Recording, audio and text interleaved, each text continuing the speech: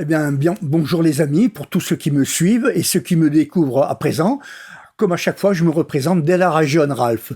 Les sujets que je présente sont variés, afin qu'il y en ait pour tous les goûts. Un jour, je parle d'une chose, un jour, je parle d'un autre sujet qui peut être très différent. C'est comme un inventaire à la Prévert avec moi, où tous les objets sont très hétéroclites, qui sont recensés. Voilà. Alors, dans la vidéo que je présente actuellement, que je présente aujourd'hui, il y a des choses que je vais reprendre qui me tiennent à cœur.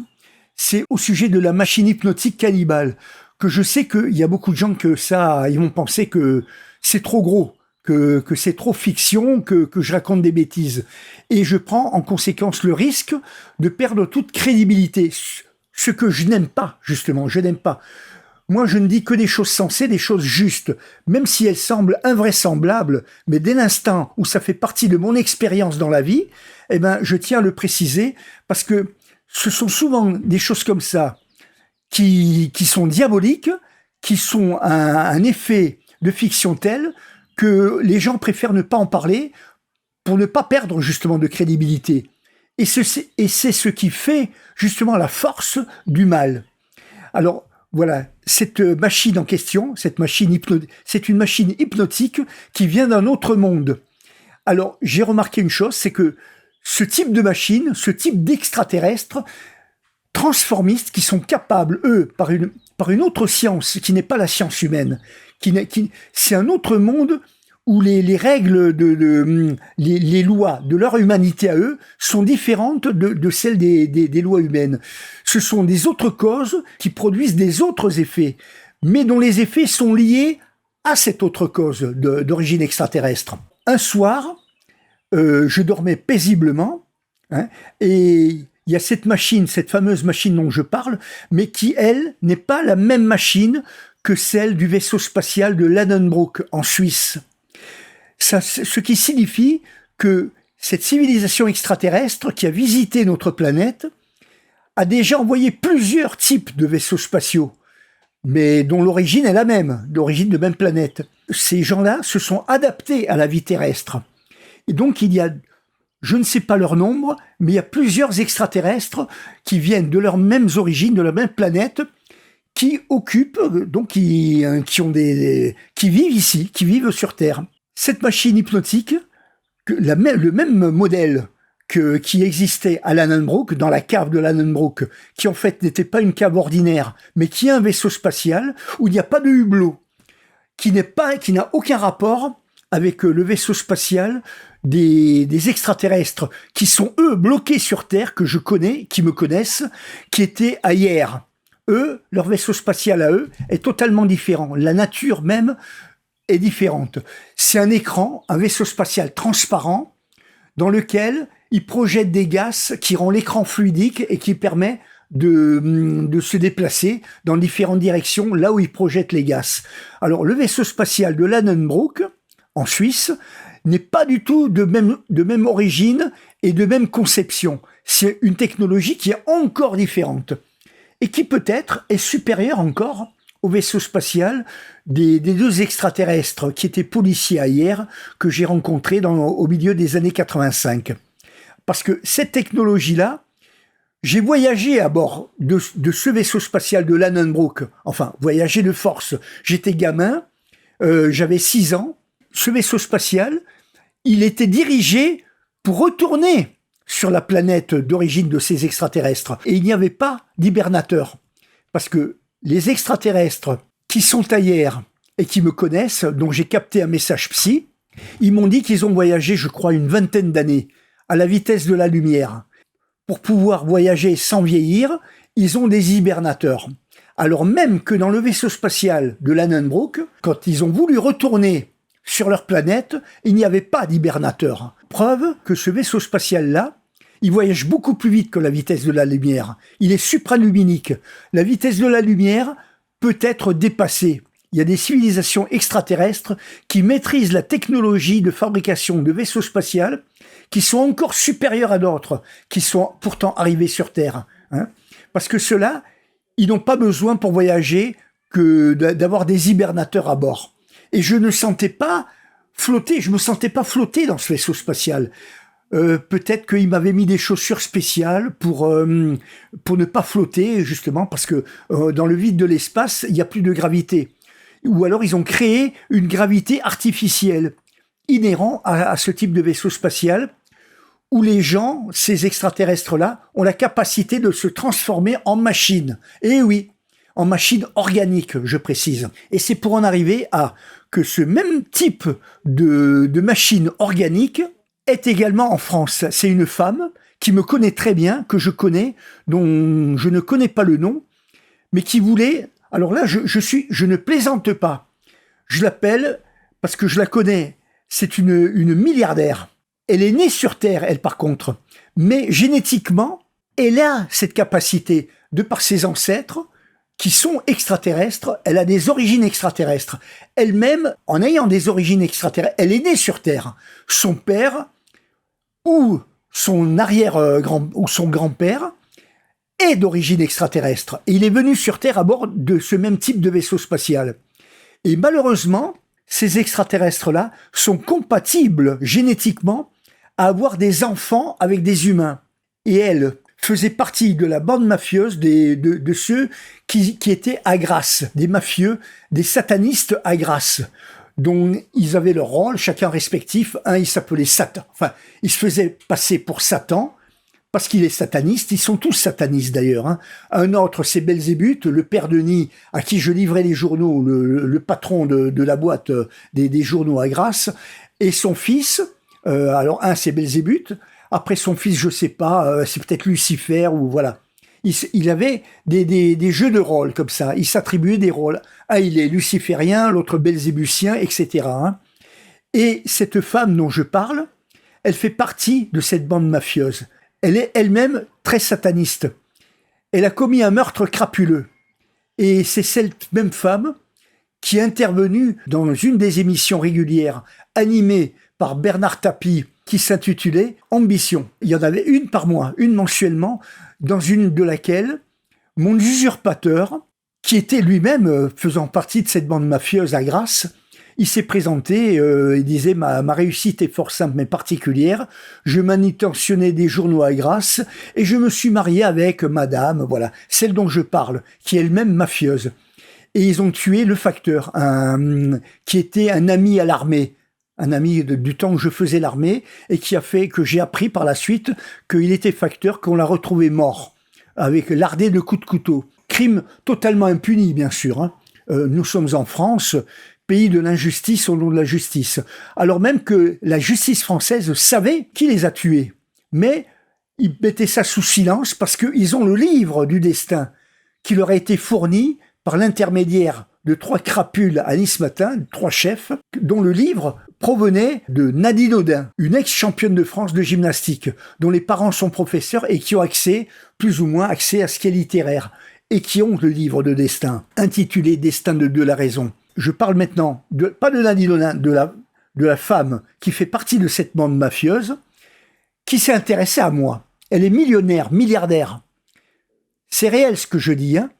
Elle a hérité de l'argent de son père, de ses parents, donc des parents milliardaires.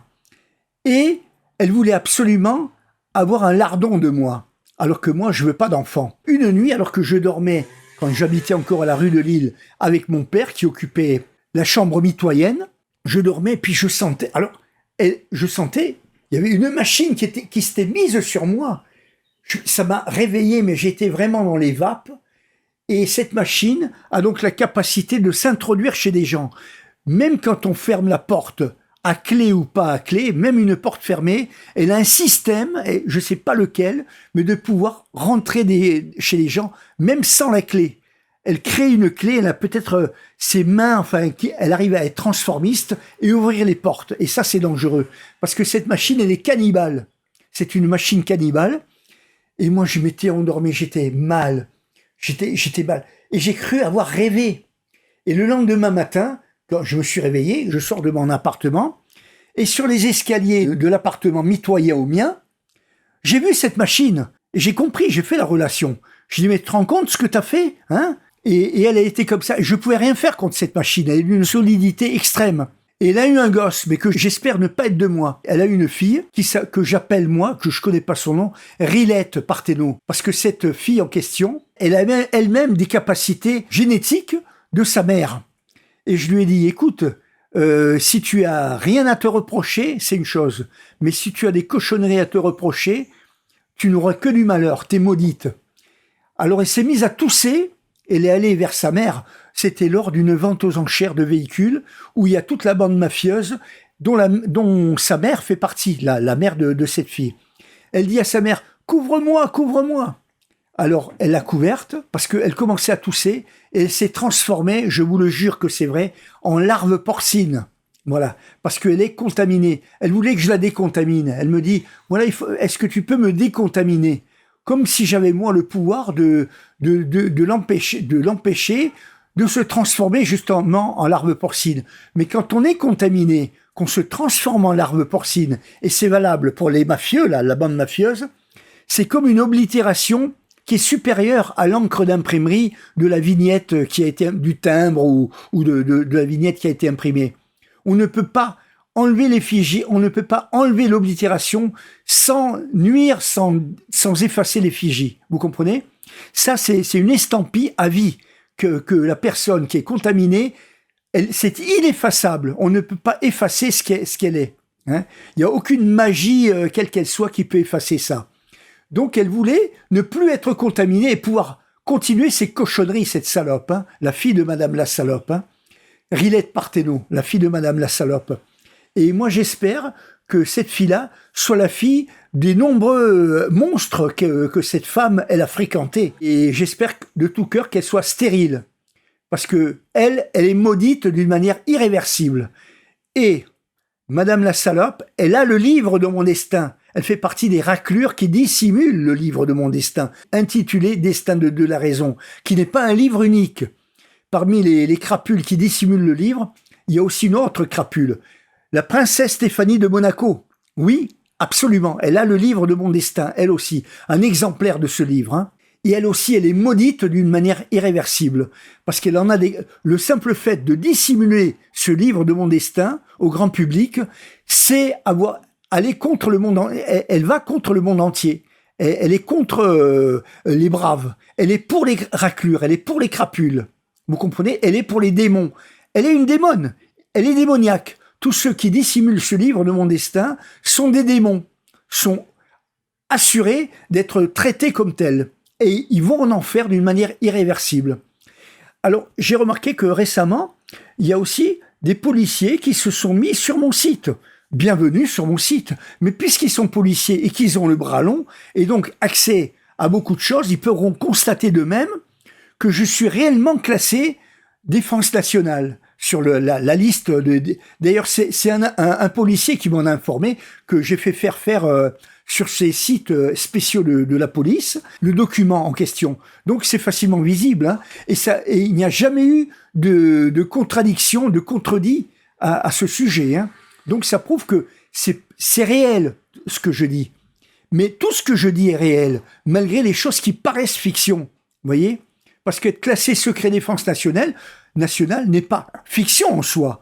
Il y en a, je suis pas le seul. Vous voyez, c'est pas quelque chose qui est d'origine extraterrestre en soi. Hein. C'est pas quelque chose de surnaturel. Alors que le surnaturel peut prêter à confusion. On peut dire non, il raconte des salades. Tandis que là, c'est incontestable. Alors, les policiers qui ont le bras long, ils peuvent se renseigner sur moi, sans problème. Mais je souhaiterais qu'ils exigent de la princesse Stéphanie de Monaco le livre de mon destin. Parce que vous avez des flics véreux, contaminés, qui, eux, ont connaissance de ce livre, du fait qu'ils sont diaboliques. Ils connaissent le livre, ils n'ont peut-être pas, parce que les exemplaires de ce livre sont réduits. Donc, mais ils ont certainement des photocopies de ce livre. Mais ils le cachent au grand public. Alors, je souhaiterais que les policiers non véreux, je dis bien les non véreux, c'est dans leur intérêt d'être informés. C'est dans leur intérêt de posséder ou d'avoir des photocopies de ce livre. Hein, c'est normal, c'est dans leur intérêt, le plus absolu. Ça leur éviterait de devoir marcher au pas devant les hommes de loi supérieurs qui prônent l'injustice au nom de la justice. Et tout ça parce qu'ils ont pouvoir de décision de par leur grade. Vous voyez, comme le chef de l'État. le chef de l'État n'a en lui-même peut-être pas le livre de mon destin. Peut-être qu'il n'a pas entendu parler de moi. Mais en attendant, il commande à la police. Il est le chef de toutes les armées et le chef de tous les policiers. Alors, si un policier n'est pas d'accord avec le chef de l'État, il doit baisser la garde, il doit passer sous les fourches caudines. Alors que s'il a le livre de mon destin, ce même policier, il peut dire non, je refuse de prendre tel et tel ordre. Ces ordres sont malhonnêtes, ils sont pour les forces du mal. Si j'obéis à ces ordres, c'est comme si j'obéis aux démons. Parce que le chef de l'État et ses sbires sont des êtres démoniaques. Vous voyez ce qu'ils veulent. Ils sont altermondialistes, ils sont pour les viols pédophiles, ils veulent obliger l'éducation sexuelle à l'école. Alors, il y a peut-être des gamins, des gamines qui sont friands de ça, selon leur éducation ou leur état d'âme. Ça existe aussi, des enfants pervers, ça existe. Mais ce n'est pas parce que certains sont comme ça que tous sont comme ça. Il ne faut pas les mettre tous dans le même panier de crabes. Il y en a qui seraient choqués de ça. Or, on veut leur imposer.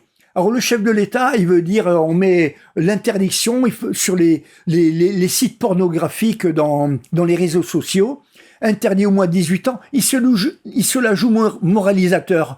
Mais déjà, il faut qu'il commence à interdire l'éducation sexuelle à l'école, aux gamins, aux gamines dès la maternelle, la masturbation, les choses comme ça. Mais c'est quoi ça? Ça, c'est démoniaque, c'est diabolique. En plus, ils veulent leur faire des cours de théâtre. Comme ça, si un violeur pédophile, il agresse sexuellement un enfant, il dit « mais tu as été consentant et tu dis que je t'ai violé, mais tu joues la comédie ». En plus, il pourrait même faire passer l'enfant ou la fille pour un prostitué. Il dit « mais tu te prostitues, toi ». Il peut inverser les rôles. Il peut dire, voilà, tu demandais de l'argent, mais tu me l'as demandé après, par exemple. Et moi, j'étais pas d'accord pour te demander de l'argent parce que tu m'as pas demandé ça dès le départ. Et voilà que tu te venges en prétendant que j'ai essayé de te violer. Donc, et t'as pas de crédibilité parce que tu joues la comédie. Et c'est ce qu'on t'apprend à l'école, n'est-ce pas, petit ou petite? Et le gamin ou la gamine dit, oui, mais ça nous est imposé à l'école. Et les fellations et la sodomie, on te l'apprend pas à l'école.